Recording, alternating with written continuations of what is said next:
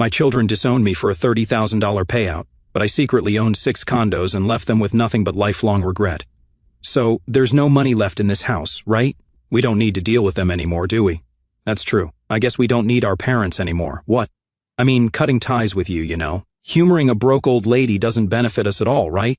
She's been trying to mooch off us, and even without a penny to her name, she expects us to take care of her. Better to cut ties now. I understand your point.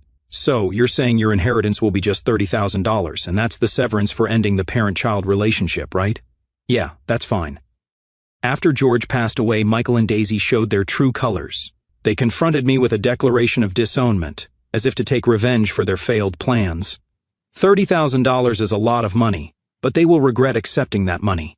2 years after George's death, I was sitting on a park bench eating my sandwich.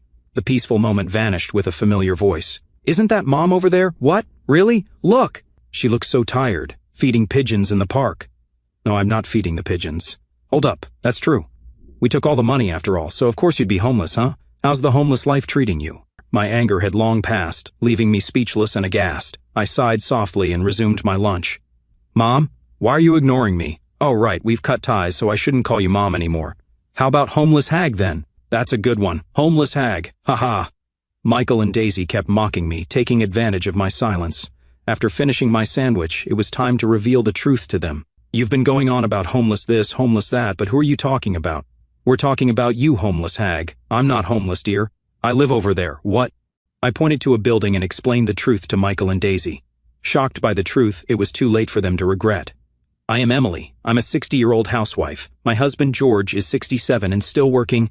George quit his job about 20 years ago to start an IT company. The company has grown successfully, especially in the last 10 years, as he ventured into new fields, leading to rapid growth. Now, it's a significant enterprise. I don't quite understand all this data science and big data stuff that George talks about. Given his age, George is already retired as CEO, but he continues to work as the chairman. However, he seems to think it's about time to step down completely. We have one son, Michael. When George retired as CEO, Michael didn't take over the company. He isn't helping with George's company at all, quite the contrary. I don't want to be seen as living off my father, so I'll do my best on my own. After graduating from college, Michael joined a company unrelated to IT and moved out. I was a bit disappointed when Michael didn't take over George's company because I had hoped he would. But as a proud parent, I felt a bit proud when I saw him choose not to rely on his powerful parents, and I couldn't help but smile when I heard his decision. I won't force you, so do what you want. George seemed to share my sentiments, offering a supportive nod to Michael, despite looking a bit disappointed. Everything was fine until Michael got a job. After that, he rarely contacted us, only coming home about once a year. Lately, he just calls and doesn't visit at all. Well, I suppose that's not unusual for men, and as long as he's doing fine, that's what matters. Still, I can't help but wish he would reach out more. Then one day, Michael called. It's rare for you to call. I have something to report. I'll be coming home soon. What's the report? I'm getting married, so I want to introduce her to you. Really? That's wonderful. I was already happy to hear from Michael, but I was ecstatic to hear about his marriage, and I couldn't help but exclaim loudly. My sudden outburst made George, who was leisurely watching TV, jump and turn towards me. I returned his glance with a beaming smile. He looked puzzled, unaware of Michael's marriage news. Michael would bring his fiancée home in a month. Michael will be bringing his bride-to-be home soon. That's still 3 weeks away. 3 weeks will fly by. Since Michael's call, I've been reminding George almost daily that Michael will be home soon with his bride-to-be. George might be tired of hearing it, but I can't help repeating it. I just can't help being so excited about it. But this marriage announcement would soon bring me a sense of unease. A month later, Michael and his fiancée arrived. We're home. Welcome. Come in. George is waiting in the living room. Thank you. His fiancée, Daisy, looked young and cute, like an idol. Instead of having the sleek beauty of a model, her nervousness, glancing around at the entrance, was endearing. As I led them to the living room where George was waiting, she kept looking around. Welcome. Have a seat. In the living room, George seated Michael and Daisy opposite him. I sat next to him. Daisy continued to look around curiously. Feeling a bit embarrassed by her scrutinizing gaze, I asked her, is there something you're curious about? Oh, it's just this is so different from what I imagined. What I had heard that George runs a large company. Hey, don't say embarrassing things like that out of the blue. Daisy's comment and Michael's flustered attempt to cover for her made George and me exchange glances and burst into laughter. Was the house more ordinary than you expected? No, it's not that. Don't worry about it. We're not really into material things, so even though George runs a big company, our house is just average size, and we don't deck ourselves out in designer brands or have fancy meals every day. I see. I'm sorry for the odd comment out of the blue. I told you there's no need to be nervous, right? You see, Dad isn't a very imposing person, it seems. Michael laughed along too, and with Michael's laughter, it appeared that Daisy's nerves had eased, and the conversation flowed smoothly after that. Daisy looks young but is actually 27, and talking to her, you can tell she's really mature. I had been worried about Michael not marrying even after turning 30, but now that he's going to be happily married, I feel relieved. 3 months later, Michael got married. It's joyous in itself, but Michael's marriage brought an unexpected bonus. Hello, Mom. Everything okay over there? Yes, everything's fine. You and Dad are getting up there in age, so please take care of yourselves. It seems like that's all you talk about every time you call. Since getting married, Michael has started calling once a month. Daisy probably found out he hadn't been calling at all before and suggested he should call regularly. Michael, not used to calling us, seems unsure what to talk about, always asking about our health instead of discussing his work or marital life. While I wish he'd share more, I always listen with a smile, enjoying his concern.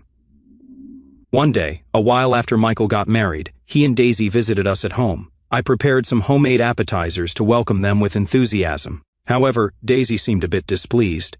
Daisy, is there something you can't eat? No, it's not that. Thank you.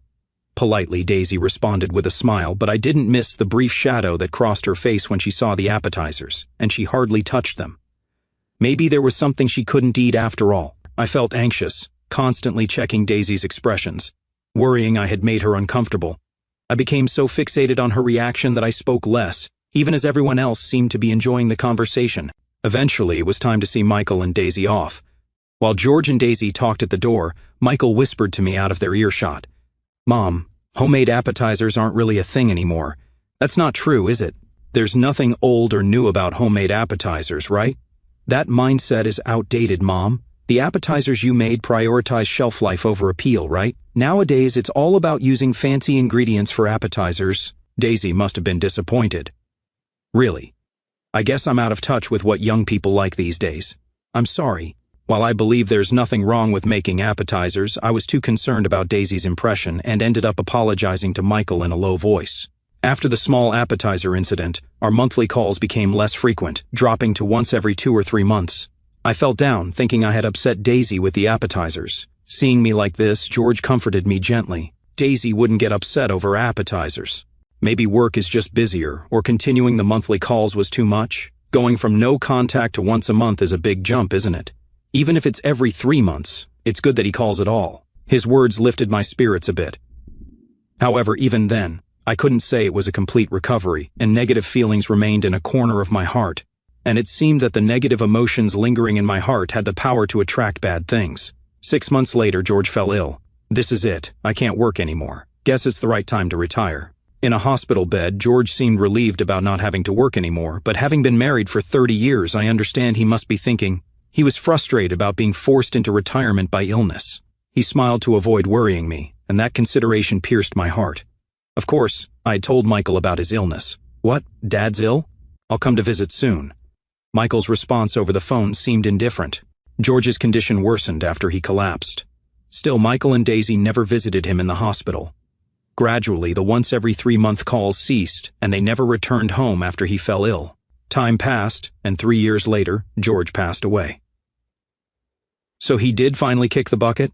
Well, he was over 70 and had made his company successful, so he probably lived a content life, right? Even when I told Michael over the phone about George's passing, his reaction was indifferent. They showed up at the funeral but didn't help out, and as soon as the service was over, Michael and Daisy quickly left.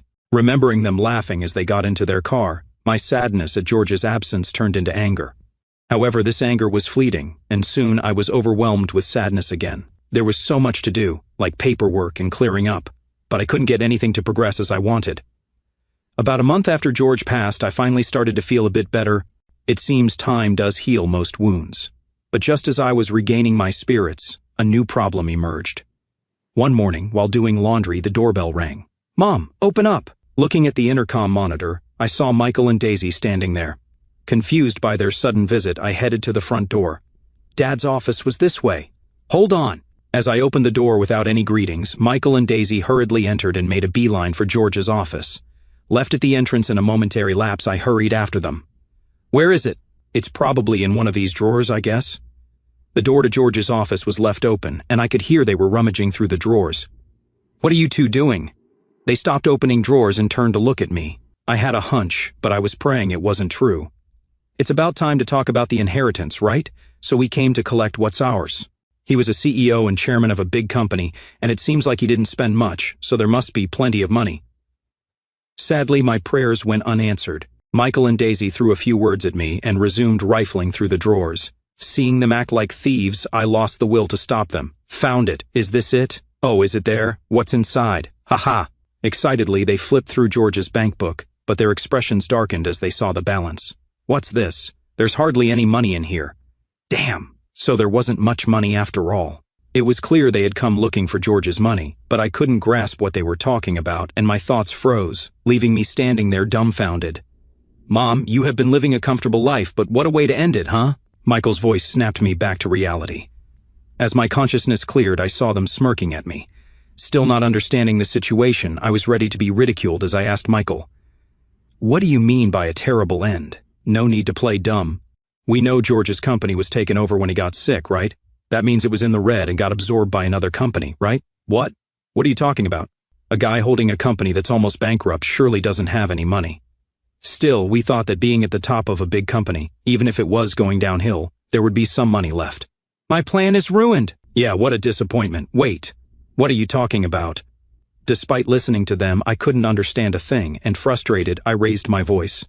But they, still with their villainous grins, were unfazed by my outburst. I didn't join Dad's company because it seemed like a tough job with all that complex stuff. Why sweat it out at Dad's company when I could just wait and inherit his fortune, right? Exactly. It's smarter to just coast through an easy job, huh?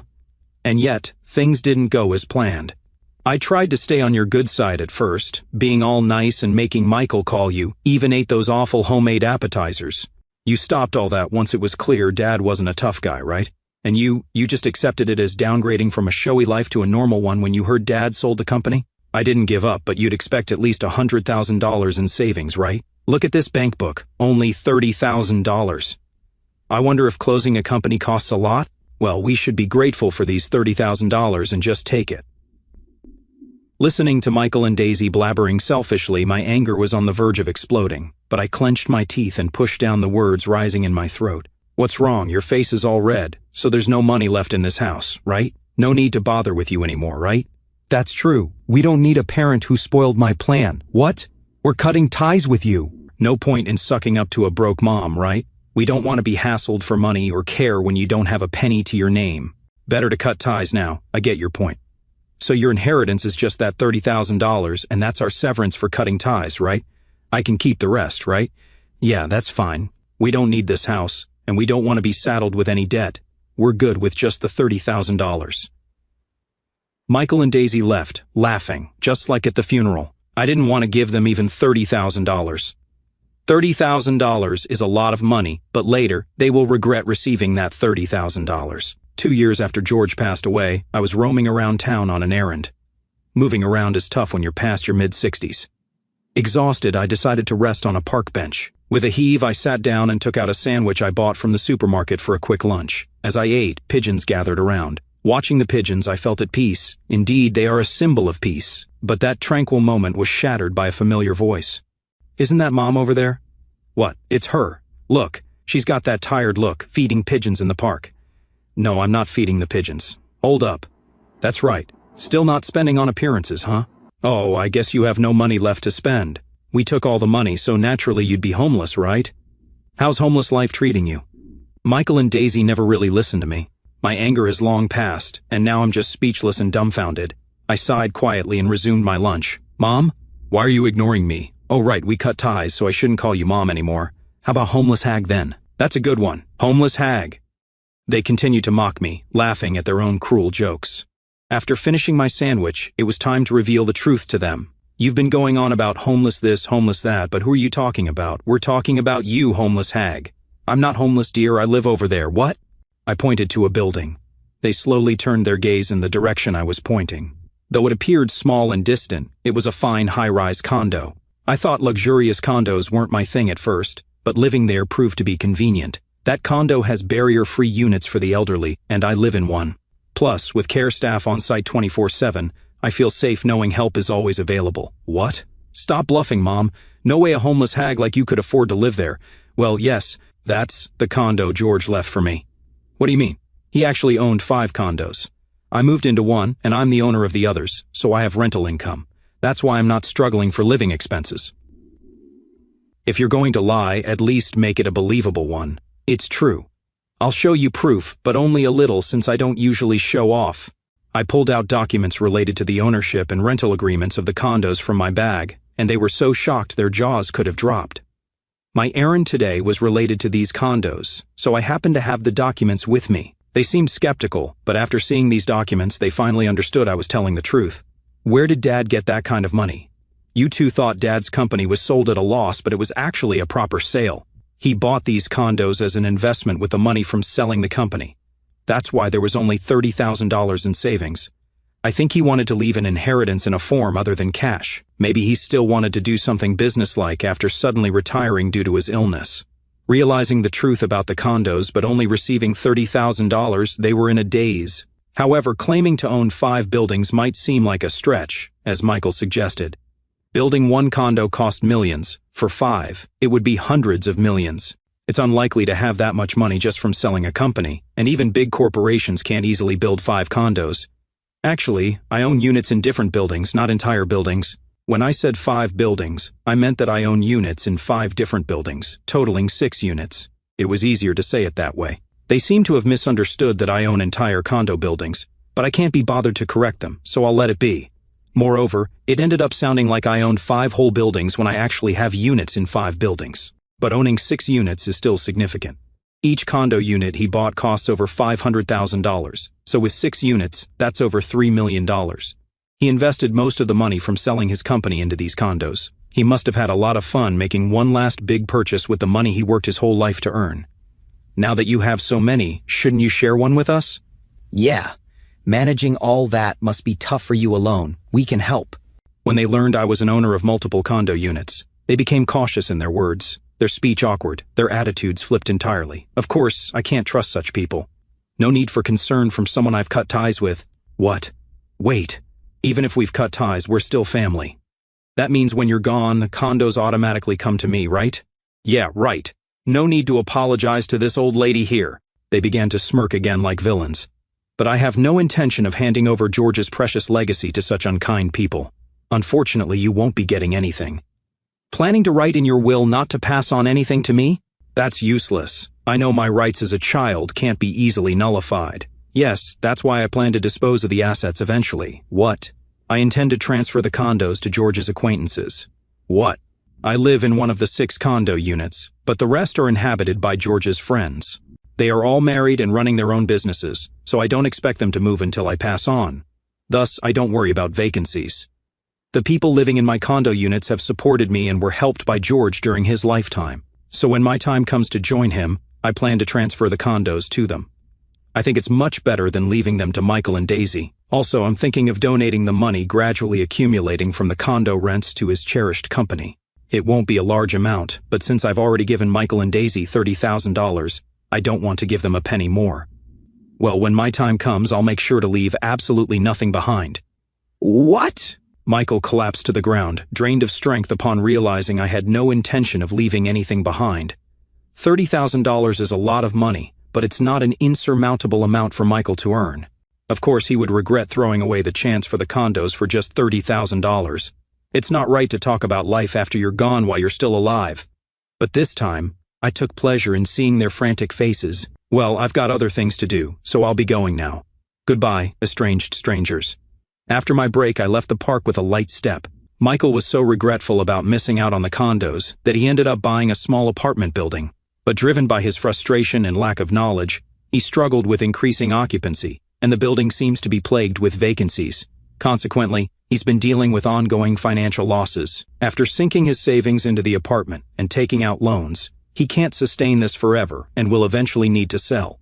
If that happens, he might be left with a massive debt.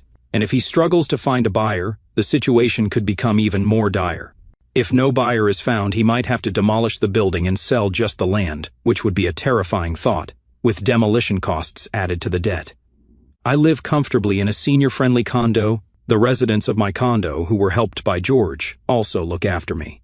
While living alone as an elderly person can be lonely, that's not the case for me. The weather looks nice today, so I might go for another walk in the park.